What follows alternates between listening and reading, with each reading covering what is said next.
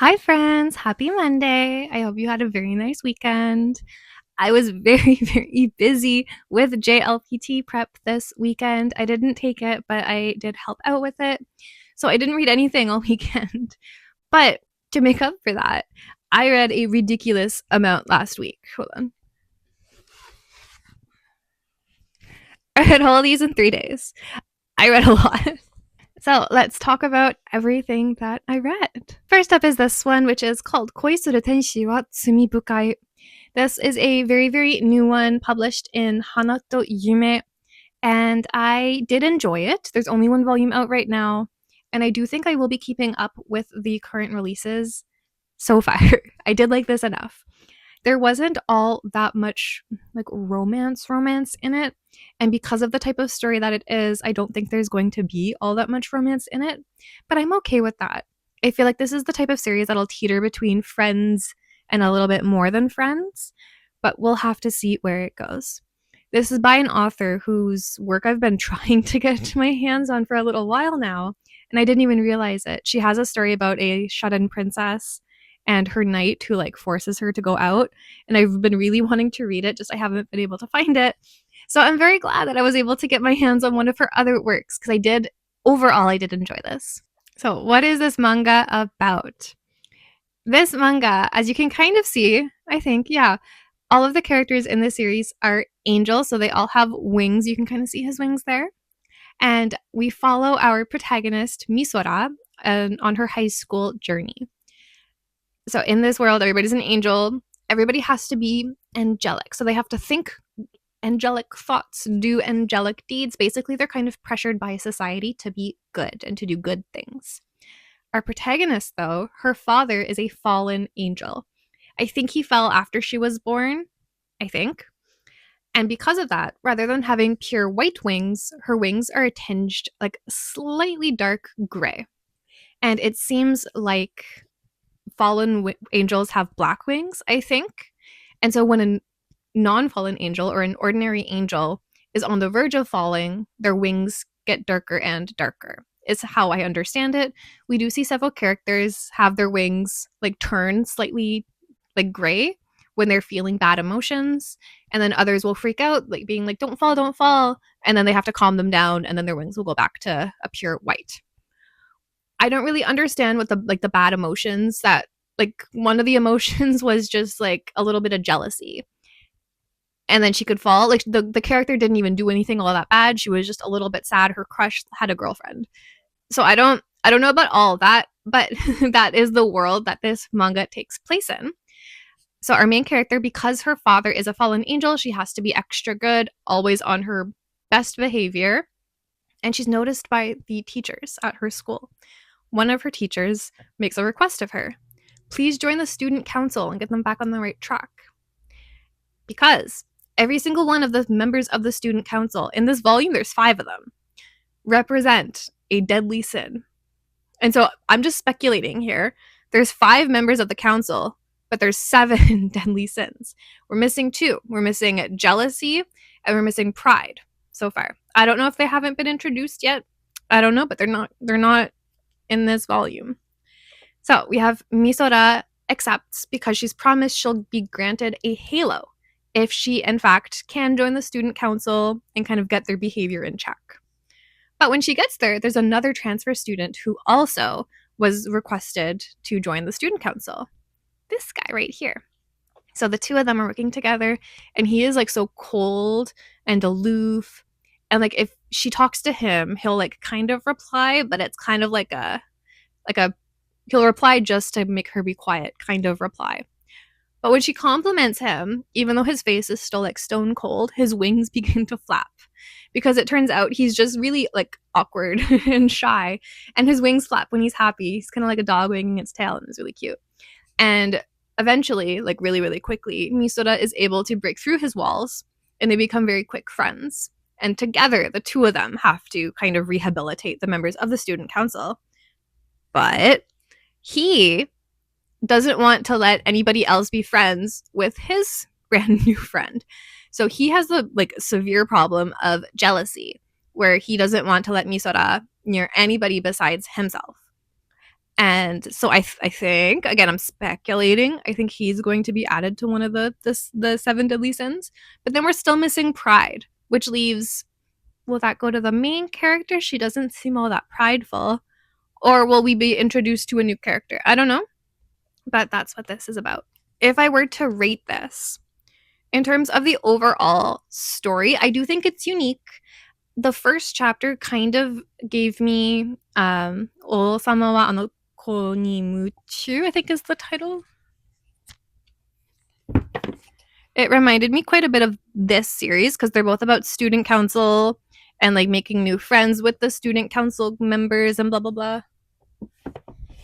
But that's all that they had in common.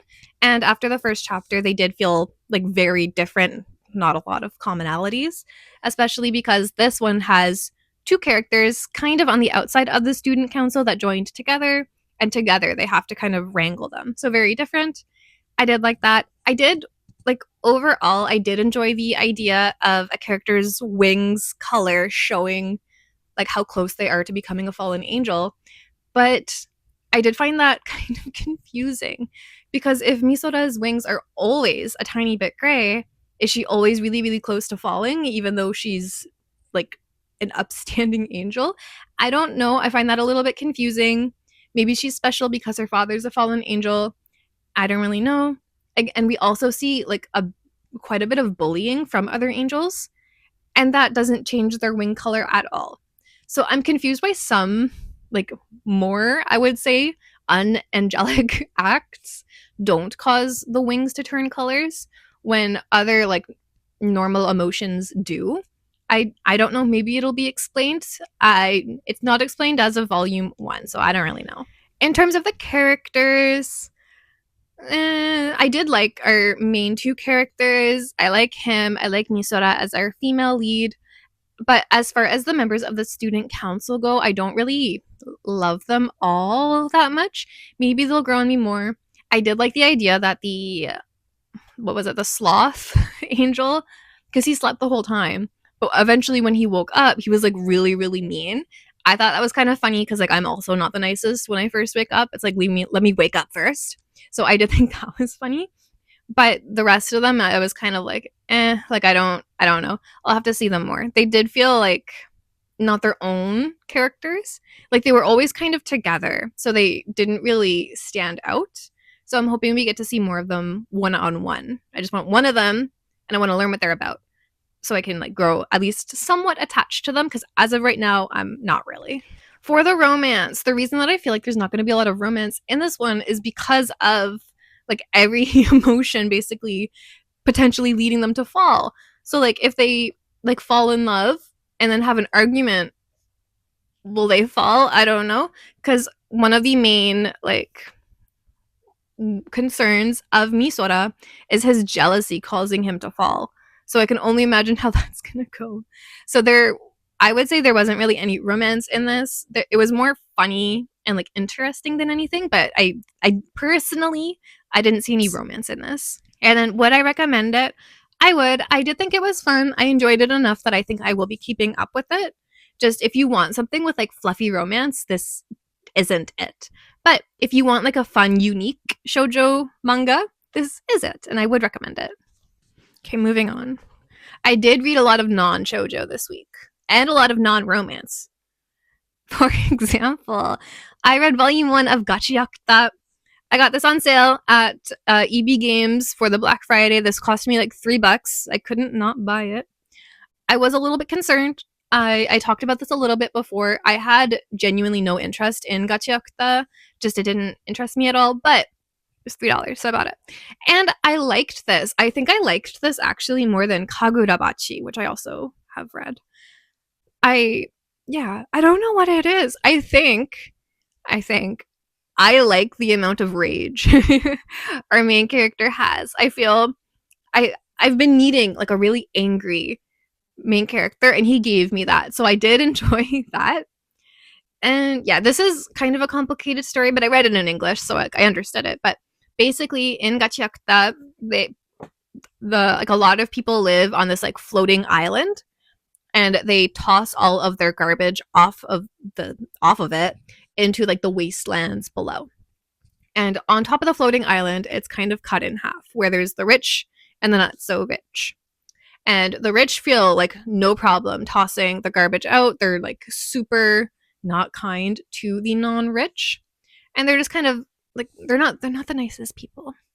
On the non-rich side, we have our main character whose father just so happened to be a criminal, so like even amongst the non-rich, he's not treated all that well. But he's still doing his best. He will like steal garbage from the rich and like try and sell it to the other poor people to make a living. I don't want to say poor people, but they're not the rich, like the average people up there.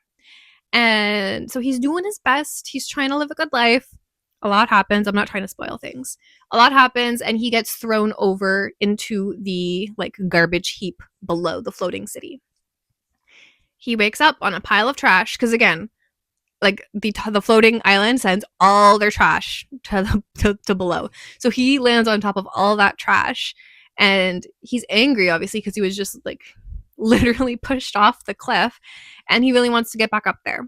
And so all of his motivation is to get back on top of the floating island, but how do you get to a floating island from a garbage heap?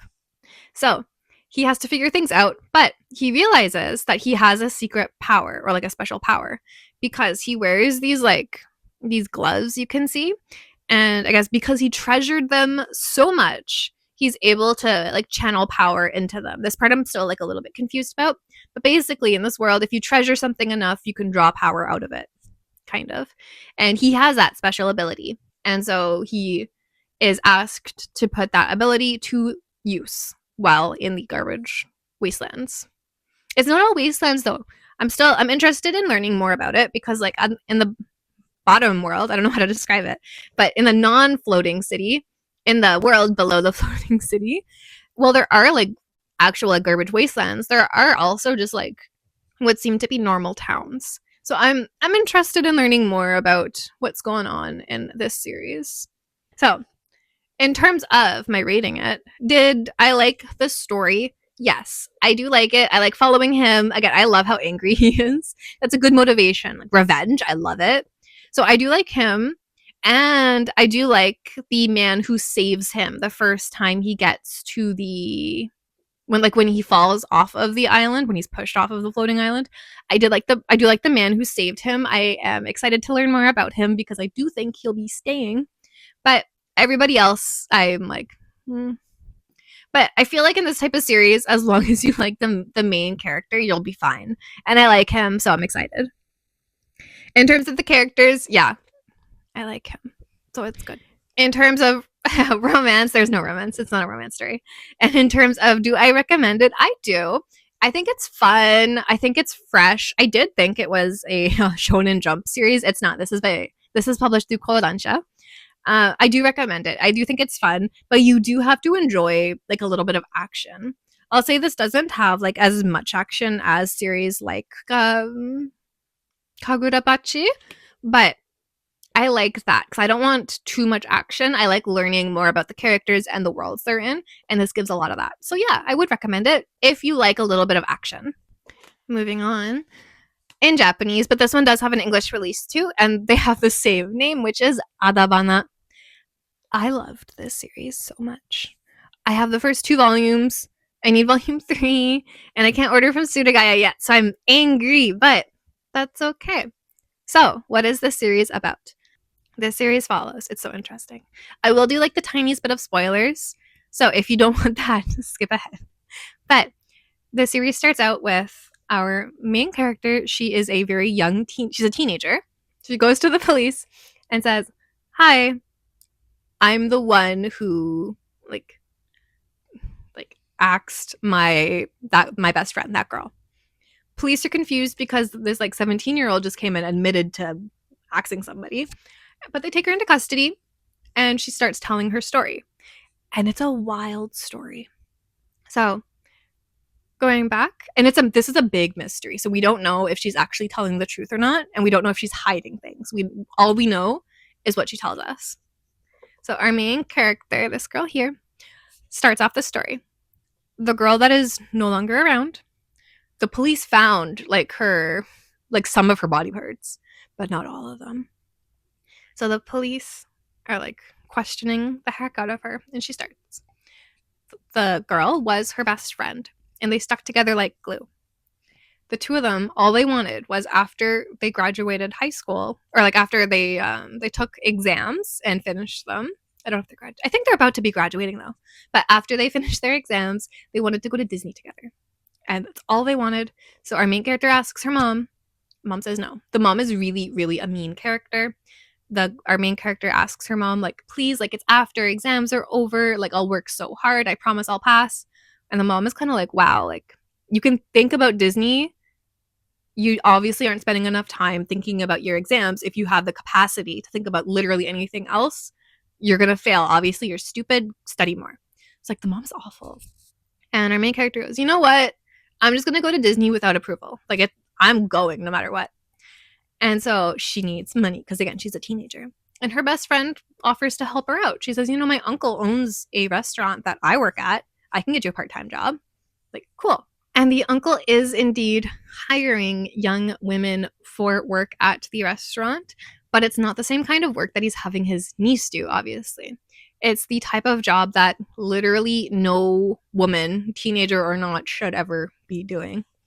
But they don't know that. So our protagonist goes to the restaurant, kind of does like a mock interview because she already knows the uncle. And he goes, you know what, cool, like, all you'll have to do is wear a swimsuit. And then, like, that's really all you have to do. I'll do the rest. And she goes, you know what, like, I'm not really comfortable with that. You're a lot older than me, and you're also my friend's uncle, and I've also known you, like, for a long time. That's kind of weird. Let me just go. And he doesn't want to let her go. And he does stuff that he really shouldn't do, like very illegal stuff. And then she takes a knife and defends herself. And her best friend comes back to the restaurant after she finished defending herself. And the two of them kind of like silently make a pact to like protect the other. So they clean up the scene of the crime. They get rid of the body. Everything's good. It's like it never happened. But the two of them are kind of like trauma bonded now because one of them literally just like offed somebody, and the two of them both cleaned up all of his blood and like shoved him down a well. Like, a lot happened. And because they're both so traumatized, they don't want to be alone. So they end up spending every waking second together.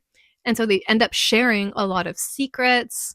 They really become inseparable, but that also makes them become a little bit suspicious of things, and they start acting in strange manners. And that's like the majority of it. We also do meet a couple other characters in this volume. We meet a couple police officers as well as detectives, or as well as lawyers. But I think the story really shines when it's talking about the two girls, which is why I'm focusing on them. And that's Adabana. For my ratings, in terms of story, this is so interesting. I love a good thriller story, and I love a good horror series with a female protagonist. I love it. So it was very, very good. I do think the method of storytelling was also very unique. It really caught my attention because, again, you don't know if anything happened, or like technically you don't really know if anything happened. She could be lying. We don't know. More likely than not, she's not lying, but she's definitely hiding a lot because there's a lot that doesn't really make sense. Like, everything is in detail until she starts talking about specific instances, and then it's like, yeah, I went there and then I left. But it's like, what did you do there? Like, why aren't you telling me? Stuff like that. So I'm excited to learn more. And yeah, it's only 3 volumes, so yeah, I want to read it all. I don't have volume 3. In terms of characters, I do really like both I'm going to say both because I really only like the two girls. I do really like them, especially when they become trauma bonded and spend all their time together. We really learn a lot about them. And I am hoping to learn more about the best friend's character because we only really saw her through our main character's like lens. So we don't really know all that much of like what was actually true, because the best friend can tell our protagonist something, but the protagonist might take it in a different way.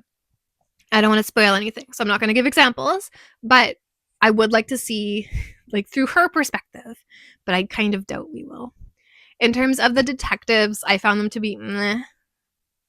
Yeah. And then the police officers were like, I'm neutral about them. In terms of romance, this is not a romance story.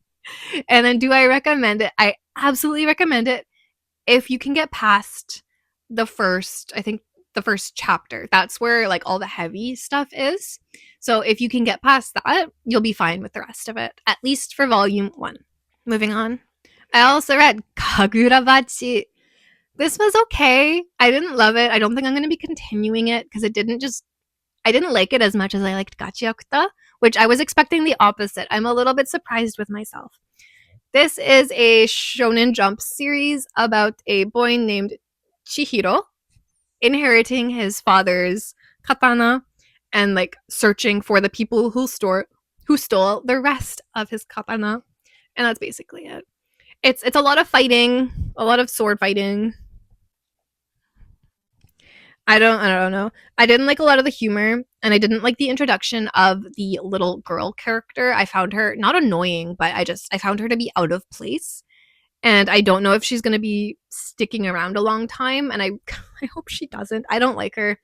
I don't like children in my stories, which might be a reason why I didn't love it. So it's meh. In terms of my ratings, do I like this story? It's not my favorite. Like, it's not a bad story at all. It's definitely not up to my taste. So it's okay. In terms of the characters, that's where it gets me because I really do like Chihiro as a main character. It's just everybody else that I don't like. If it was just him, I would really like it, but it's not just him. In terms of romance, it's not a romance series. And then do I recommend it? Honestly, if you're like me, no, I didn't love it. But if you can get like if you like children in your action series, maybe you can forgive the child's presence. I couldn't. But that's probably the main thing. I didn't like the child. Yeah. I feel mean saying that, but it's my opinion. Okay, moving on. I also read this is a reread. I reread volume 1 of Fukakouryoku no I Love You. This is by the author of Tiger and Dragon. I own the first 5 volumes of this. I've read the first 2 a year ago, and I didn't like them. But I own the first 5. And so I'm giving it another chance. The reason I didn't like it the first time around is I hated the best friend's character with a passion. And I hated that the male lead allowed his best friend to behave like that. Hated. So I had to stop. But I'm a year older now. Maybe I can be a little bit more forgiving. So I reread it. And I do think I liked it more this time around. My Japanese definitely improved in the past year, so I do think I got a better understanding of like some of the character dynamics. So, this is a story about we have our female lead named Sena, and she's had a crush on her senpai since their time together in middle school. But one day she overheard him talking about her, calling her like genderless or like she surpasses gender. And it was like, what does that mean? Because he was trying to say he didn't see her as a woman, which is like equally hurtful, and she overheard that, and that like crushed her little hopes and dreams, her little spirit. Because what do you mean the guy I have a crush on doesn't see me as a woman? He doesn't see me as anything. So crushed her, and now that she's in high school, she really wants to have a relationship, and she's trying, and she asks him point blank. She still has feelings for him. She's just trying to suppress him. So she asks him point blank, like, hey, like, how do I get a boyfriend? And he's like, you want a boyfriend? I'll help you get a boyfriend. And he sets her up with one of his friends. And on the date, she ends up helping that friend get back together with his ex-girlfriend.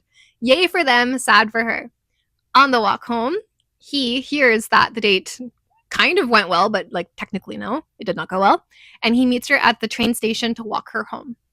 And she's so touched by his kindness of offering to walk her home that she confesses her feelings to him. But she ends the confession with a, please turn me down. Like, I like you, but say no, please. I just want to get it off my chest.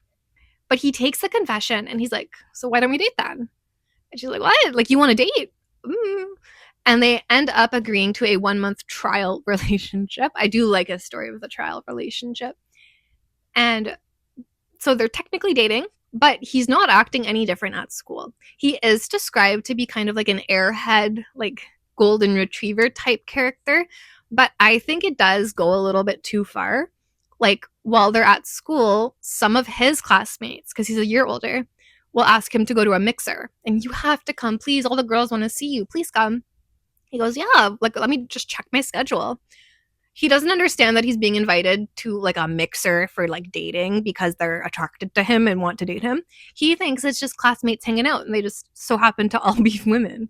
So he's a little bit oblivious to things like that. They have to be explicitly stated to him by Seina, which I found to be a little bit annoying. And they are in a trial relationship. And it turns out both of them have feelings for each other. Just he is so strange with romance that like he doesn't understand he has feelings for her. I don't know, we'll see how it goes. But yeah, that was volume 1. A big recap. A lot of other things do happen. I didn't spoil everything, but a big recap of volume 1. In terms of do I like the story, yeah, like it's not groundbreaking. I think the charm in these kinds of stories is definitely the characters, less the plot. And I did like it overall. I do like a good trial relationship story. And I really like this author's art style. And just typically I do like how she depicts her male leads because they're like a little bit like namaiki, just a little bit. And I like that. So typically I do like her stories. It's just this one. In terms of the characters, I really do like Seina as a main character. I actually like Seina, this main character, more than the character in Tiger and Dragon, that's the name, because Tiger and Dragon's main character feels a little bit too indecisive. Well, Seina knows what she wants, and I like that. So I do like Seina. I do think he has a lot to learn before I grow to like him, but I do like him with Seina. I just really think he needs to learn boundaries with other women. And I do think he's starting a little bit in volume 1, a little bit, but he has a long way to go. For the best friend, because the best friend does make an appearance in this volume, he's stupid and I hate him. I hate him so much. He is the worst best friend ever. Well, he's a childhood friend, not a best friend, but I call him his best friend. Stupid. I'm gonna like spoil the tiniest bit. He appears 2 times, okay, like twice basically in this volume. The first time, maybe it's 3 times. I hate him. I block him out of my memory. But like the first time, he tells the best friend he thinks Seina is cute. And the best friend's like, like you never talk about women like that. Another time, he just says like hi to Seina, and that's it. That's fine. But the third time, he runs into Seina by like the best friend is nowhere to be seen. It's just, or like the male lead is nowhere to be seen. It's just the best friend and Seina. And Seina spots him first, says hi, and he tells Seina, like, oh, you look cute today. And Seina's like, oh my God, thank you. And he goes, you shouldn't believe everything people tell you. And then he walks away. The hell is that? So I hate him. I think he's stupid and he's mean for no reason. And yeah. Okay, next up.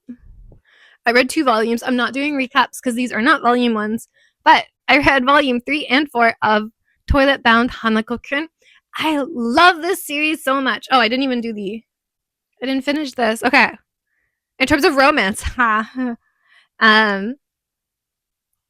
there was actually some romance. Yes, there was some romance, but not enough, I don't think. There was one scene where he got like crazy jealous, and Seina's 2 friends told her like he's scum and you need to like leave him right now, garbage man, which I loved. I loved that.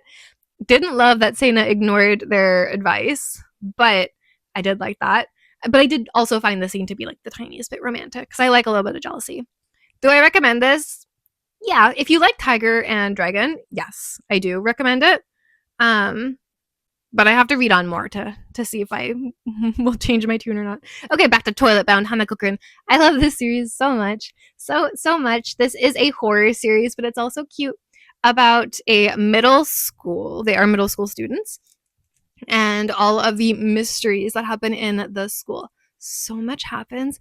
There's a lot of like ghostly things. We have 3 main characters. One's a ghost. One is the like an exorcist in training, and then one is just a young girl just trying to make friends. And they work so well together, and it's so much fun. And in these 2 volumes, typically I don't read 2 at a time. Typically I do 1 a week. But volume 3 ended on such a big cliffhanger that I couldn't not continue it. I needed to know what happened. And it was just so good. There was so much plot, so much was explained. I don't even know. I don't know. It was just so good. And I'm really upset that I'm collecting them in Japanese because I can't read on until I can do another order because I want to read the physicals and I can't right now. So I'm a little bit sad. But going into my readings, stories of like 100 out of 10. It's so good, so interesting. There was a really, really big plot development in the end of volume 3, all of volume 4. Huge plot development that was really, really exciting. So the story is so good, and 4 volumes in, it still feels very fresh. In terms of the characters, I really like all of the characters. My favorite is our female protagonist. I think it's Nene. I'm really bad with names. It's not because I'm uninterested. It's because I'm forgetful. I really like our female protagonist the most. But I like all of the characters. I think Hanako-kun is very fun. I loved learning more about his story and one of the other ghost stories in these 2 volumes. It's nice. In terms of romance, it's not a romance series really. It's like a friendship drama horror series, but it's cute. And then do I recommend tell literally everybody? Everybody needs to read this series. It is so good. So good. Okay, 2 more. I also read Gin no Mugibatake, or The Silver Wheat Field, Volume 2. This is Volume 2 out of 3, and I'm very worried about where Volume 3 is going to go because it does not feel like it's about to be completed. It feels like it needs at least 8 more volumes. But this is a series all about witches and their witchcraft, and there are golden witches and silver witches, and I did a full recap of what happens in Volume 1 in case you're interested in learning more about the story. In terms of my ratings, do I like the story? I still really do like the story. And it was expanded quite a bit in this volume, like quite a bit, like a lot happened. But again, I'm worried about the ending because I feel like there's so many loose threads, so many different characters have very different stories. I don't know how it's going to be concluded in just 1 more volume. And I'm really worried because I'm pretty invested in this. I really do like it. And I'm worried. I'm really worried. Okay, moving to the characters. I like all of the characters, all of them. Some of them are very mysterious. Some of them clearly have like a very interesting backstory that we haven't really learned about, but it's been hinted at here and there, especially in Volume 2. Volume 2 actually give a very big hint to the Gold Witch and the Silver Witch's past relationship. And it seems like they used to be really good buddies. And it's like, what happened? I don't know. So I'm hoping I'm hoping to learn more in the next volume at least. So yeah, I really like all the characters. Something very interesting happened to our female lead, May. I don't want to spoil it, but something really interesting happened to her. And again, it's like, is it going to be utilized in the next volume or is it just going to be forgotten about? I don't know. In terms of romance, this is not a romance series. And do I recommend it to everybody? I think let me read volume 3 and then I'll get back to you because if volume 3 doesn't end things well, I don't want to recommend a series that like started off fantastic and then just kind of didn't end properly. Oh. And then the last one's a big one. I read I guess the first 2 volumes of Mushishi, and this was so good. I am like kicking myself for not starting the series sooner because this is what from like 1998, I think. It's an old series, and I have never touched anything Mushishi before until now. And I'm so glad that I have this in my collection because it was so good. Mushishi is about we follow a traveling mushishi, or like somebody who works with like a magical being called a mushi. It's complicated. But we follow our Mushishi Ginko, which is our man on the cover here, basically just throughout his travels. So he will go from one town to another, or like a village to village, and basically cure ailments or watch as people's ailments with mushi get better or get worse. He's absolutely not like a cure-all character. He's not OP in any way. He just kind of like goes where the wind takes him and helps out if he can, or just chats with people to make them feel better. or just watches. And I really like that. I really like following Ginko because he feels just like a chill guy who just so happens to know a lot about Mushi. And like he has a heavy respect for them. And I really like that. He's like definitely a character that's really like intertwined with nature. So he knows a lot. He can do a lot of things. And he's a cool guy. And I really like him. This every chapter shows Ginko going to a new place, and more often than not the chapters are kind of like stand or like they don't connect all that much. Like most of them don't. You can read them on their own. They're standalones, that's the word. They're standalones and you can understand them without reading the previous one, usually. I do have a favorite story in this one, and it is about the girl who was born without the use of one of her legs because of something she inherited from her family. To cure it, she needs to listen to the Mushishi talk about stories of defeating Mushi and write them down. And as she writes them down, it slowly seals away the ailment. It's a Mushi causing her leg to not work. And so she's been doing this for years and years and years. But she's gotten kind of sad because she likes Mushi. She doesn't like listening to stories where they're like defeated and no longer there in the end. She wants to listen to stories where they're like happy. So when Ginko eventually comes to visit her, he introduces himself as a Mushishi. She's like, I don't care. Like, go away. You're just going to tell me a sad story and then you're going to leave. I don't want it. And he goes, oh, I have like happy stories. That's no problem. And I'm pretty sure he was like the first Mushishi to offer up a happy story involving Mushi. And because of that, the two of them became really, really fast friends. And he told her happy stories.